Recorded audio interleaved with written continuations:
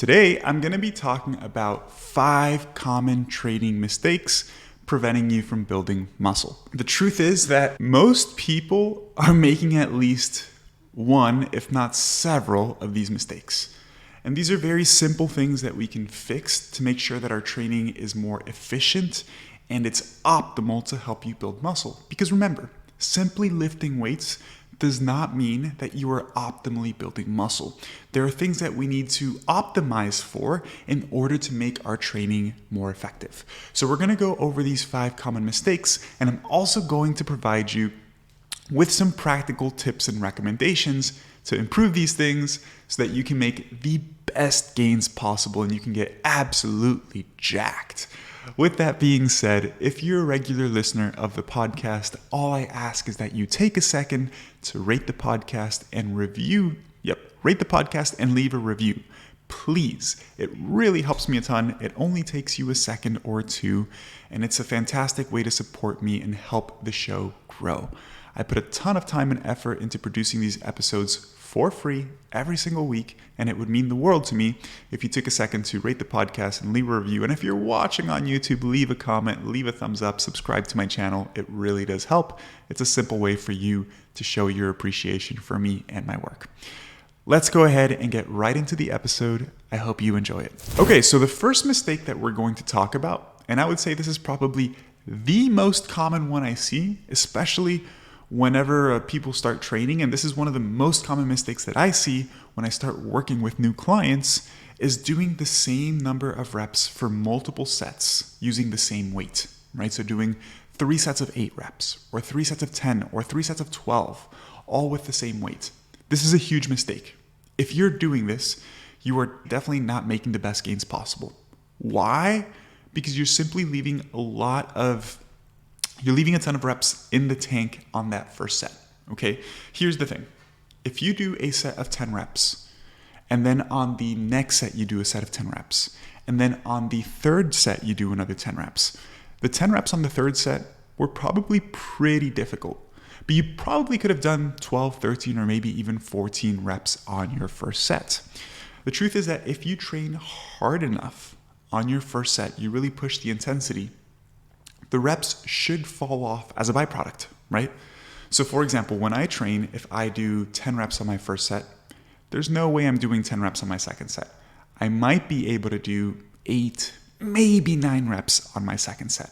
And then my third set, I'm doing 7 or 8 reps, right? So my recommendation to you is not to focus so much on hitting a specific rep number on every set. This is another thing people do. They say they're going to do 10 reps and they hit 10 reps and they stop when they probably could have gotten another 12 or 13 reps. So don't focus on hitting a specific number of reps on each set. It does not matter. What matters is that you train with sufficient intensity. So simply continue to push the reps until you get near failure, right? Maybe 1 or 2 reps shy of failure. And if you do that, you should never be able to hit the same number of repetitions for multiple sets. The number of repetitions are naturally going to decrease as the sets go on, simply because you're generating fatigue on the first sets because you're training very hard. My recommendation is, when you approach an exercise and you're going to do 3 sets, instead of saying I'm going to do 3 sets of 10, have a general rep range, right? Say I'm going to do 3 sets of 8 to 12 repetitions and fall within that rep range for the majority of your sets. If your first set is 11 or 12 reps, you can maintain that weight. Maybe your second set will be 10 or 11 reps, and then your third set might be 9 or 10 repetitions, and you stay within that general rep range of 8 to 12 reps. And next time you do that exercise, you try to beat your rep performance by at least 1 or 2 reps on some of the sets. It might not be on your first set, but maybe it's on your second or third set. That's my general recommendation there. So definitely do not do multiple sets with the same number of repetitions with the same weight, because it's just a clear indicator that you're not training hard enough and you're wasting time, to put it quite frankly, in the gym, because you could be getting more out of your training. The second mistake that I see that is extremely popular, not popular is the wrong word, that's extremely common, I should say, is resting way too little between sets.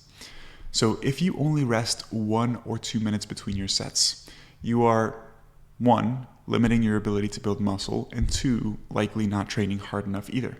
This goes hand in hand with the first mistake that I talked about, okay? Here's the thing. Whenever I start working with a client, When I program for my clients, I give recommended rest periods, and I'll tell my clients to rest 3 to 5 minutes between sets for some exercises. And they're like, man, that feels like an eternity. I feel like after a minute, I'm bored and I'm ready to go again. Whenever somebody tells me that, it is a dead giveaway that they're not training hard.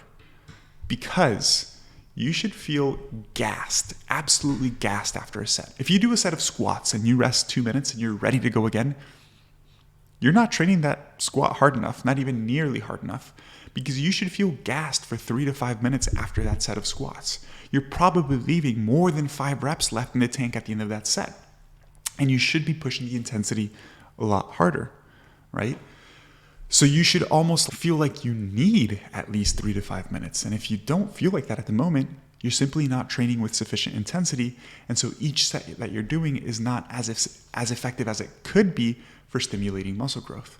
Now, there's also the opposite side of this, where people are training hard enough and they're still just resting 1 or 2 minutes. And what happens here is that you're inhibiting your performance substantially. In the first mistake, I mentioned that your reps should decrease from set to set, right? If you do 10 reps, maybe your second set you do 8 or 9 reps, and then your third set, maybe you do 7 or 8 reps. As you see there, each set is only dropping by 1 or 2 repetitions. That's normal. But if you go from doing 10 reps and then your next set you only do 5 or 6 reps, you're probably resting way too little, right? Because after you train, after you do a set, your muscles are fatigued and you have to rest for them to recover. And you want to be able to push the intensity pretty much near your maximal intensity when you're fresh at the end of every set. And you can only do that if you rest enough, because if you only rest 1 or 2 minutes, your muscles are essentially still fatigued from that previous set. And so your performance is going to be substantially inhibited. So again, rest sufficiently to where your muscles are fully recovered. I would say for big compound movements like a squat, a bench, a deadlift, a pull-up, at least 3 to 5 minutes. When you approach the subsequent sets, your reps will be lower, but they shouldn't be lower than 2, maybe 3 reps from the previous set. But if they're lower than that, then you certainly aren't resting enough. And the opposite is also true, what I was saying at the beginning. If you feel like you're ready to go for another set after resting for a minute, take a look at your intensity, because you're not pushing the sets nearly hard enough. And we know that intensity is incredibly important for stimulating muscle growth. And it would make more sense for you to push the intensity near failure, rest a little bit longer, and do less sets if you have to because you have limited time. It's still going to be more effective for improving strength and muscle growth. Now, you don't have to rest 3 to 5 minutes for all exercises. I would recommend that for big compound movements. But for isolation movements like a bicep curl or tricep extensions or lateral raises, I would say resting between 2 and 3 minutes is more than enough. Okay, the third mistake, and this one might be a little bit surprising for some of you, is not using machines and only using free weights in the gym. I think if you only use free weights and your main goal is muscle growth, hypertrophy, you are leaving gains in the gym. Why? Because here's the thing. Big compound movements using free weights are very taxing, not just like to your muscles, but to your nervous system as well, right? You are fried after doing 3 or 4 sets of hard squats, after doing 3 or 4 sets of hard deadlifts, right? So if you go from one very difficult free weight movement, or let's say you do 2 difficult free weight movements with a barbell or heavy dumbbells, and then you continue doing difficult free weight movements, you're just going to be fried by that 3rd or 4th movement because they are incredibly fatiguing. And so it's going to be difficult to perform really well on those because, again, you're just fried. I think it would be a lot smarter to use machines for some of those secondary movements. For example, if on a day where I train my back, I'm going to do some sort of hip hinging movement like some sort of deadlift, some sort of vertical pull like a pull up or a pull down, some sort of horizontal row, like a barbell row or a machine cable row. Let's say those are the 3 main movements I'm going to do. I would never choose 3 heavy free weight movements for all 3 of those. At least one of those is going to be machine based. So for example, this is actually what I'm doing with some of my training right now. I might start with some pull-ups, right? Get a couple of sets there. And then I might move on to some RDLs with the barbell and do 2 or 3 sets there. But by the time I'm done with the pull-ups and the RDLs, I'm pretty fried. but I still am going to do some sort of horizontal rowing movement.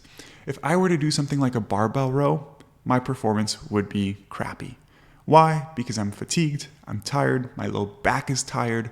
So I typically opt in for a machine-based movement for that third exercise, right? So your primary movements, you can stick to free weights if you enjoy those, even though you can use machines for some of the primary movements as well.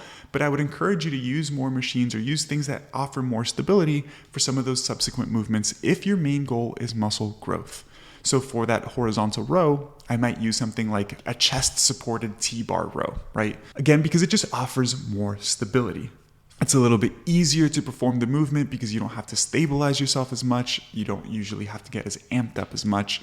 And it's a lot easier to squeeze the last little bit of effort out of your muscles using some of those movements. So again, I would recommend using a combination of free weight movements and machine-based movements for the majority of your workouts, especially for the bigger compound movements, if your goal is to maximize muscle growth. Mistake number 4 is not training all of your exercises through a full range of motion and making sure that you maximally stretch your muscles after every repetition. I've talked about this so many times on the podcast, so it might feel like I'm beating a dead horse here, but this is probably the most important variable outside of intensity to ensure that your training is really building muscle, right? There is no doubt that the scientific literature shows that training with a full range of motion is superior. Right? You need to train with a full range of motion and you need to maximally stretch muscles. So if I do a squat, I need to squat ass to grass. And when I say stretch muscles, at the bottom of that squat, that's where my glutes and my hamstrings are really stretched. If I do something like a pull-up, I need to come down to a dead hang, complete dead hang, because that's where I'm stretching the muscles of my back. If I'm doing a dumbbell chest press, the dumbbells need to come all the way down, past my chest, because that's full range of motion. That's where I'm stretching my chest. And if you currently do exercises and you can't train them through a full range of motion, you're likely using too much weight. And it would be better to drop the weight a little bit and train through a full range of motion. Now, why is training through a full range of motion better? There are a couple of proposed mechanisms here. First and foremost, training through a full range of motion results in more muscle fiber recruitment and better muscle activation. Right? You're using more of the muscle to train. You are fatiguing the entire muscle, so that's going to contribute to more muscle growth. There's also more mechanical tension.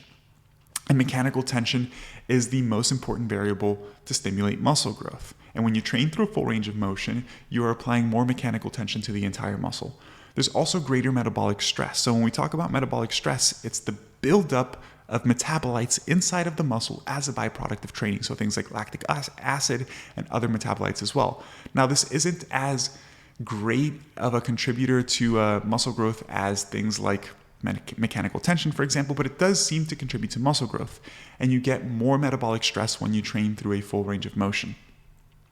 Training through a full range of motion also helps you emphasize the lengthened position. Again, the lengthened position is where the muscle is stretched. And this is the part that has been shown in the scientific literature of each exercise to be most important to stimulate muscle growth. And when I talk about full range of motion versus partial range of motion, most people do partial range of motion where the muscle is not stretched, right? So if they're doing a bench press, their arms are fully extended, they come halfway down and then they go all the way up.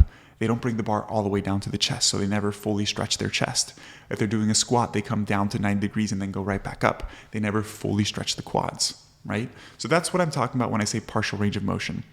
Because if we get a little bit more nuanced here, there is some evidence showing that partial range of motion, specifically where the muscle is stretched, can be equally as effective, if not maybe even a little bit more effective than training through a full range of motion.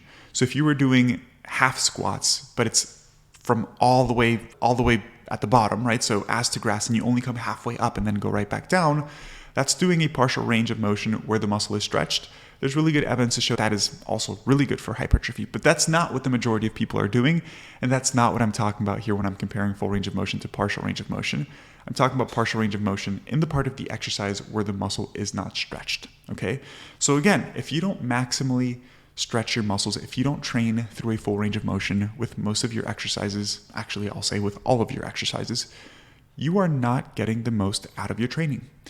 And you'd be much better off leaving your ego at home, selecting lighter weights that you can actually control and handle, and train through a full range of motion because it's going to result in a better stimulus and ultimately more muscle growth. And the last mistake that we're going to talk about, which is mistake number 5, is alternating exercises too frequently. This is something that I see pretty commonly with beginner lifters, where they do a program for 4 weeks and then they want to switch it up and change all of the exercises. And then they do that for 4 weeks and they want to change it all up again. The truth is, if you change up exercises too frequently, you are never going to see substantial progress in the gym. Why?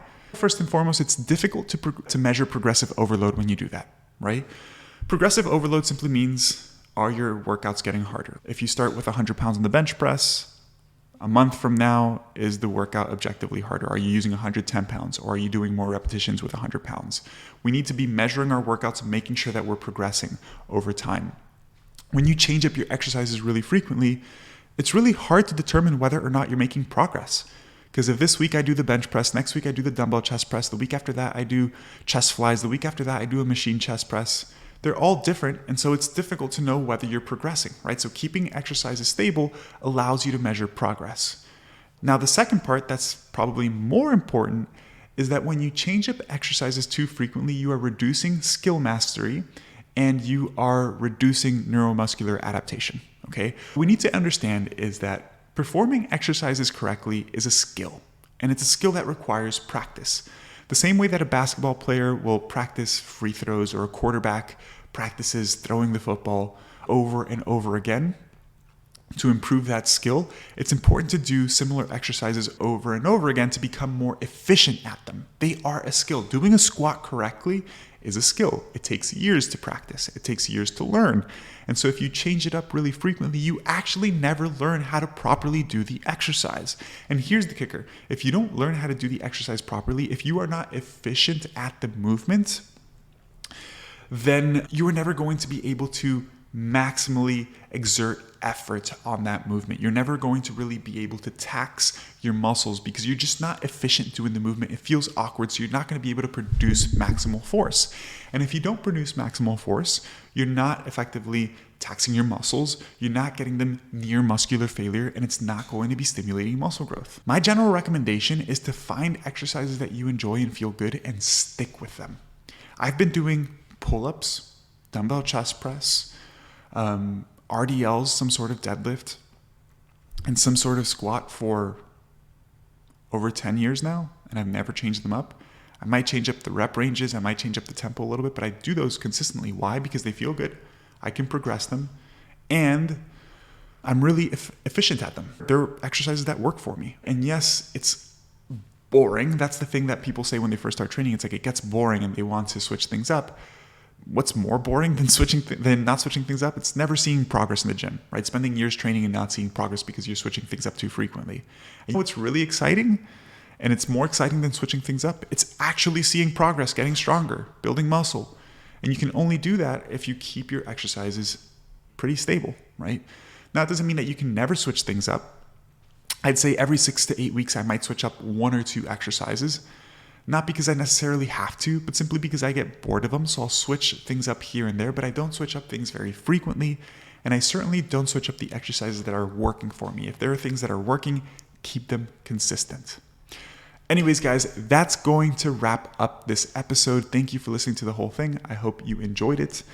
By the way, for those of you guys that don't know, because I know sometimes people just don't catch on to these things, my coaching company, one of the main things that we help people do is help them with this stuff, right? We focus on helping people lose body fat, build muscle, improve their overall body composition. And a big aspect of our coaching service is helping them learn how to train properly. So we design effective training plans for you. We give you specific weights and rep ranges that we want you to use, but we also ask you to submit videos of your training so we can give you feedback and teach you how to train correctly with things like range of motion, intensity, all of that good stuff, and we educate you on training as well. So if you feel like you've been going to the gym and you're stuck and you're not making progress and you feel like you would benefit from some expert feedback and expert coaching, feel free to reach out to us at Fit4Life and apply for our coaching program. The link is going to be down in the description of this episode. With that said, I hope you enjoyed the show. I'll catch you in next week's episode. Peace.